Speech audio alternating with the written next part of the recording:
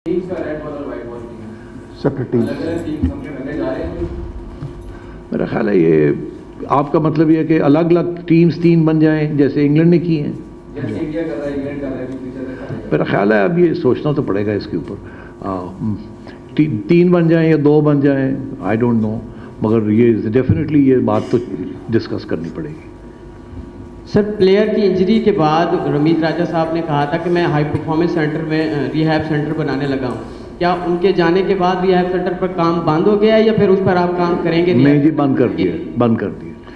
ये बिल्कुल, अब मैं क्या कहूँ, अब रिहैब सेंटर हम बनाएंगे मतलब है फिर सारा कुछ असी आप ही कर लिए, ठीक है जी। डॉक्टर भी असी आप ही बन जाइए, कंस्ट्रक्शन भी असी आप ही करिए, सारा कुछ आर्किटेक्ट्स भी असी आप ही बन जाइए, ऐसे नहीं होता।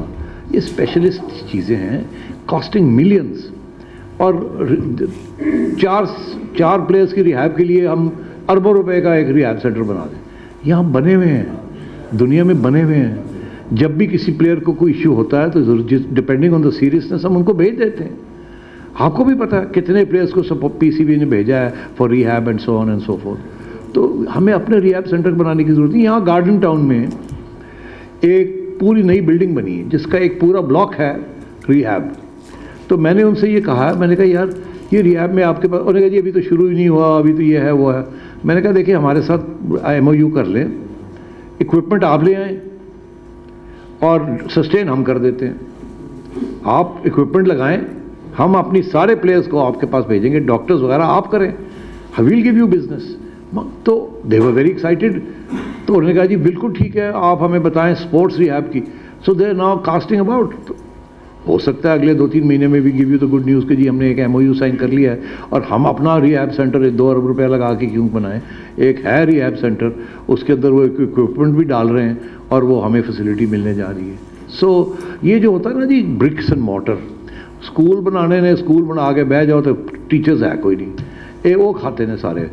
इसीलिए तो यहाँ से हमने मूव कर दी थी अपनी बायो मैकेनिकल लैब कि जी वहाँ लम्स में चली जाए, वहाँ जाके लोग सीखें भी, ट्रेनिंग भी करें और सारा कुछ हो। यहाँ तो डेड हुई हुई थी, क्रेटों के अंदर बंद करके 8 साल इक्विपमेंट बंद करके रखा अरबों रुपए की। तो ये हमारा काम नहीं है। We should outsource these things to the experts. लेके बैठ जाना और फिर चलाना ना, और ना समझ आनी कि चलाना कैसे है, और हर दूसरे दिन बंदे को चेंज कर देना, this is not our business जी। सेठी साहब, रमीज राजा साहब कहते थे कि हम ड्रॉप इन पिचेस को पाकिस्तान में लेकर आएंगे क्योंकि पिचेस की ऊपर हमारी काफ़ी तनकीद की हुई है। तो आपका अभी क्या प्लान है ड्रॉप इन पिचेस के ऊपर? PCB क्या काम कर रहा है? और दूसरा कि गो कि रेड बॉल क्रिकेट अभी काफ़ी दूर है, तो हम कोई 2 टीमें फ्यूचर में देख रहे हैं पाकिस्तान की, वाइट बॉल और रेड बॉल की अलग अलग? देखिए ये पिचेस का इशू बहुत इंपॉर्टेंट है।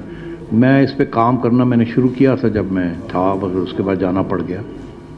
बहुत इम्पोर्टेंट इशू है और हमने एक कमेटी बना दी है जिसमें हमारे जो एग्जिस्टिंग क्यूरेटर साहब हैं, आगा साहब और शकील शेख साहब, जो कि बड़ी अच्छी, उन्होंने अपनी डायमंड क्रिकेट में एक अच्छी पिचेस वगैरह बनाई हैं, और AZ सैयद जो कि आप जानते हैं, इन तीनों की हमने एक कमेटी बना दी है कि जी चलो बैठो और चलो साड़ी पिचेस ठीक करो।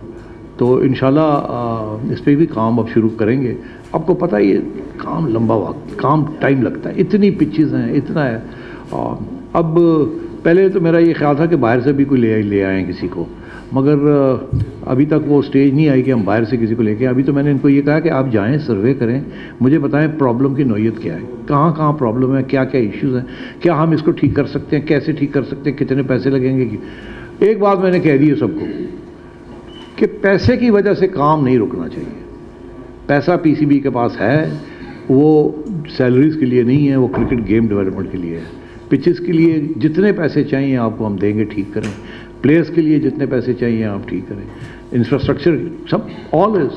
तो इसलिए आई होप अगर कोई टाइम मिल गया तो we will fix some many of these problems.